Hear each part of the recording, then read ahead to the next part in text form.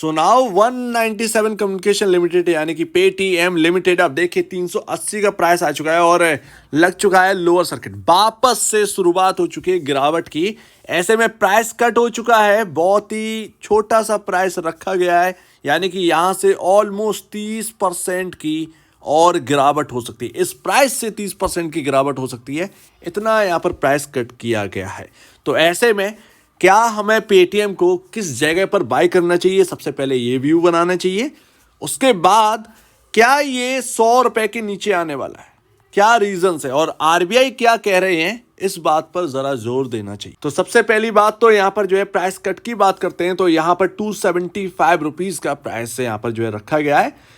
अब यहां पर अगर आप देखेंगे तो ह्यूज कस्टमर एग्जिट्स यहां पर जो है देखने को मिलेगा, जिसकी वजह से यहां पर जो है मैक्वायरी प्राइस काट रहा है 57%, टारगेट प्राइस भाई 57% यहां से।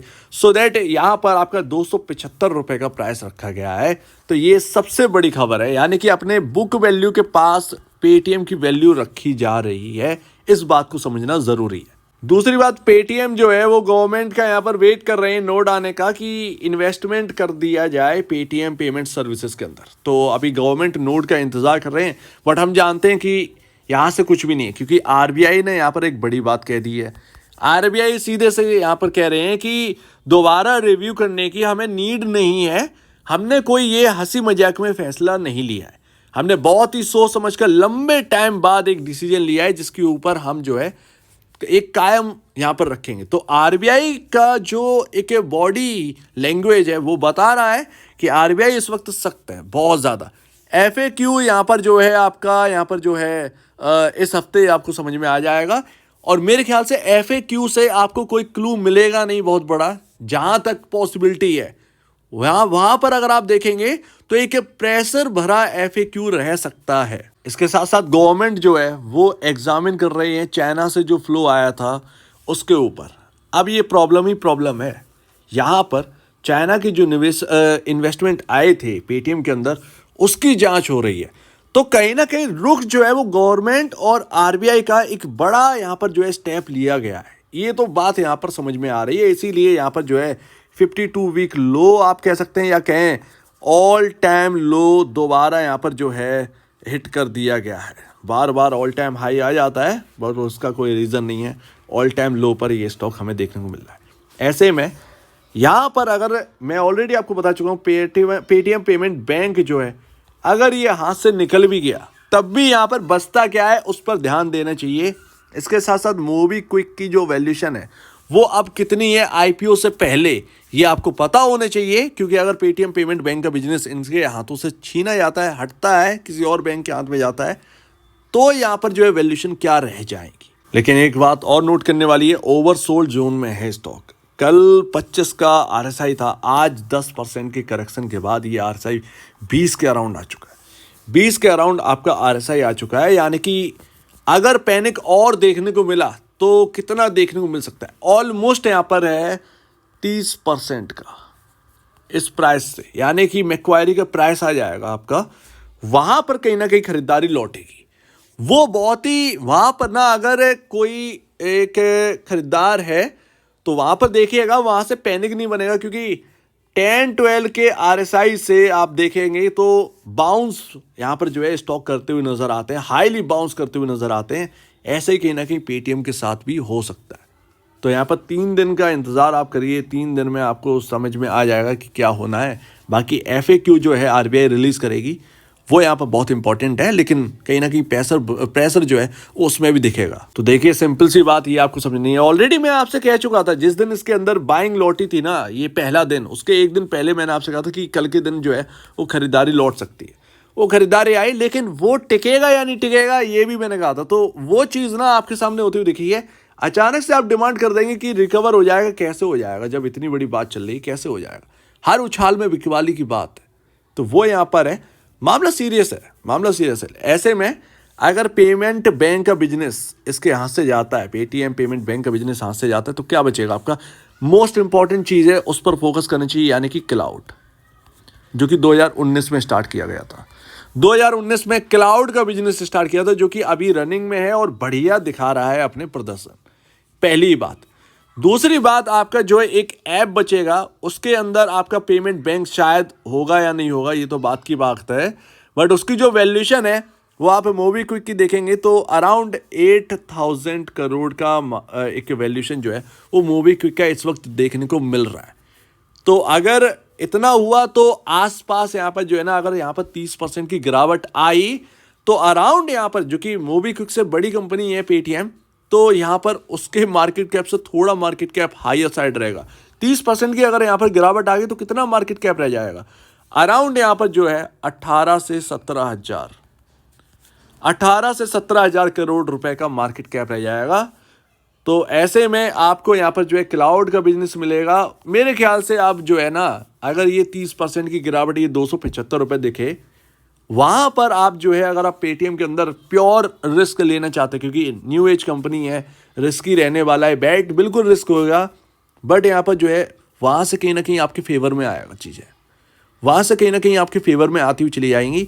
और अगर यहाँ पर जो है सब कुछ ठीक हुआ, या फिर अगर यहाँ पर पेमेंट बैंक का बिजनेस अगर जाता भी है, तब भी इतने सारे बिजनेसेस हैं क्योंकि पेटीएम अगर बढ़ाएगा जैसे क्लाउड का बिजनेस, तो काफ़ी कुछ यहाँ पर कर सकते हैं। ऐसे में बिजनेस की जो वैल्यूएशन है वो एक आकर्षित वैल्यूएशन मिलेगी। वहाँ से आप सोच लीजिए एक और डिप आ जाए 10-12% का, ठीक है ना, तो यानी कि अराउंड 200 रुपये के अराउंड इस स्टॉक को बाय करना बहुत ही सेफ दिख रहा है।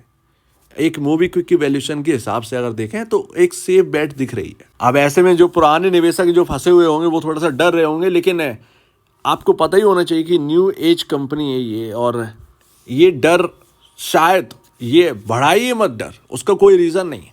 आपने बेट लिया था, आपको पता होना चाहिए, और वो किधर भी घूम सकता है। हम निचले लेवल की बात कर रहे हैं, पता चला कुछ ऐसी खबर आ गई ये आपको 4 गुना देखने को मिल गया, तो वो कोई बड़ी बात नहीं है इसमें।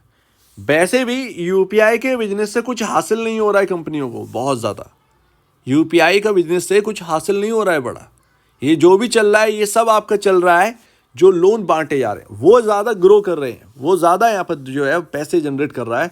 तो यूपीआई का नहीं है, आपका टिकट बुकिंग से मिल जाएगा, आपका इधर उधर से मिल जाएगा, बट यूपीआई का एक बहुत ही ज़्यादा नहीं है। वो अलग बात है कि भैया 10,000 का अमाउंट पर आपने कुछ पैसे लगा दिए ट्रांजेक्शन फीस, तब तो ये पेटीएम जो है वो उड़ जाएगा, उड़ेगा। ऐसे में अगर एक बार पेटीएम क्या है, यानी कि यूपीआई के अंदर अगर ट्रांजैक्शन फीस अगर लगने लगी तो आप समझिए ये सभी स्टॉक्स जो है ना ये आंधी हो जाएंगे उस वक्त, लेकिन वो वक्त अभी नहीं है। और अभी अगर आप देखेंगे तो बुक वैल्यू जो है वो आपको 202 ही दिख रही है, तो अराउंड यहाँ पर 200 के अराउंड, जो कि मेरा कहना है कहीं ना कहीं वहाँ पर आप सेफ बेट ले सकते हैं। लेकिन फिर भी अभी जो है गाज जब तक गिरी हुई है तब तक कुछ कहा नहीं जा सकता है, ये भी ध्यान रखिए। लेकिन 200 के आसपास जो है ना वैल्यूएशन काफ़ी आपके फेवर में चली जाएंगी, बस इतना है। तो आप सोच रहे होंगे कि क्या कह रहे हो, मैं नहीं कह रहा हूँ, मैक्वायरी कह रहे हैं 275, मैं तो सिर्फ 200 की बात कर रहा हूँ जो कि बुक वैल्यू है, उस हिसाब से मैं बता रहा हूँ। अदरवाइज जो खेल करना था वो तो आईपीओ में ही इस कंपनी ने कर दिया। लोग अभी भी आईपीओ लेके रखे हैं 2100-2200 का, सोचिए उनका क्या हाल है। पता नहीं कितना टाइम लगेगा उस प्राइस को आने में। आप सोच रहे हैं ना उस प्राइस को आने में कितना टाइम लगेगा, कितना गुना ये स्टॉक चलेगा, तब जाकर 200 से जोड़ोगे तो 10 गुना रिटर्न यहां पर बनेगा, तब जाकर इतनी बड़ी कंपनी बनेगी। उससे पहले अगर आप वैल्यूएशन देखेंगे तो कितना अर्निंग है, कितना सब कुछ है, वो सब जोड़ घटा कर सारी चीजें आएंगी। तो सोचिए वो आईपीओ वालों को क्या हाल है, इतना बुरा यहाँ पर फंसे हुए हैं लोग। और यही हाल है, ओ भाई आने चाहिए। ये रेगुलेटर का प्रॉब्लम है, रेगुलेटरी को अब क्या ही कर सकते हैं, वो तो हर जगह दुनिया में हर जगह आईपीओ का है। वो तो निवेशक के ऊपर भी है कि आपको देखना चाहिए कितना पी रेशियो है, कितने पर ये ला रहे हैं। निवेशक भी दूर रहता है, बस नाम सुनकर इंटरेस्ट देखकर, इंटरेस्ट यहाँ पर जो है अपना बिल्कुल खो देता है। देखिए किस हाल में आज। तो अभी ये चार्ट पर देखना क्या ही होगा, कुछ नहीं है। बस आप यही समझिए कि आपको बेट लेनी है तो बुक वैल्यू के अराउंड खरीदारी स्टार्ट कर दीजिएगा अगर आपको बेट लेनी है पेटीएम के अंदर। अदरवाइज सेल करने की उधर जगह नहीं है। अगर आरबीआई कोई बड़ी अनाउंसमेंट भी करेंगे तब भी कोई बहुत बड़ा पैनिक इसके अंदर दिख जाए ये मुश्किल ही दिखता है, क्योंकि स्टॉक ऑलरेडी टूट चुका है। ये आप बात समझिए, जो भी होना होगा वो एक इस हफ्ते में शायद आपको वो प्राइसिंग देखने को मिल भी जाएगा कहीं ना कहीं। सो उम्मीद है काफ़ी कुछ आप समझ रहे होंगे। ये नए निवेशक के लिए, पुराने निवेशक के लिए क्या ही आप कर सकते हैं। अगर आपने 700 800 900 पर ले रखा है तब तो कोई बात ही नहीं है, उससे ऊपर का प्राइस है तो कोई है ही नहीं, ठीक है ना। वो आपके पास एक एवरेज की स्ट्रेटजी है, आप चाहो तो वो एवरेज कर सकते हो अगर आप चाहें तो, अदरवाइज जो भी है मामला वो अभी आपके सामने है, यहाँ पर कुछ कहा नहीं जा सकता, लेकिन बाई के लिए सही रहेगा 200 के राउंड। सो उम्मीद है काफ़ी कुछ आपको समझ में आया होगा। आप एक बार निवेश से पहले अपने ब्रोकर या एडवाइजर उनसे सलाह लीजिए, अदरवाइज ये पॉइंट्स हैं, ज़रा सिर्फ और सिर्फ बिजनेस पर यहाँ पर नज़र रखिए कि बिजनेस जो है वो कितना ग्रो कर सकते हैं, और ये जो क्लाउड का बिजनेस है ये काफ़ी बड़ा बन सकता है। अमेजोन को टक्कर देने के लिए बनाया था इंडिया के अंदर, सो दैट इस पर नज़र रखिए, इसकी रियल वैल्यूएशन हमें जाननी है, वो बहुत ही इंपॉर्टेंट है। अगर कंपनी के अंदर कोई एक हीरा है तो वो क्लाउड का बिजनेस है, इस बात को समझिए। सो उम्मीद है काफ़ी कुछ आपको समझ में आया। आप क्या कहना है इसके ऊपर कमेंट सेक्शन में कहिए, और अब वीडियो देखने के लिए बहुत धन्यवाद दोस्तों।